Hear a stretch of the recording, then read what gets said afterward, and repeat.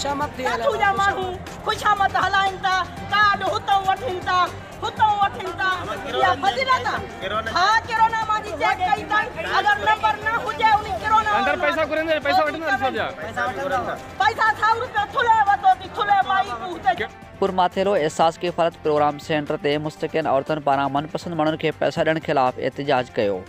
उन मौक़े ते मुस्तकिन औरतुनि पारां सेंटर ते मुक़ररु पुलिस एहलकारनि ते रिश्वत वठण जा इल्ज़ाम हणण समेत औरतुनि सां बदतमीज़ी सां पेश अचण जा इल्ज़ाम लॻाया विया।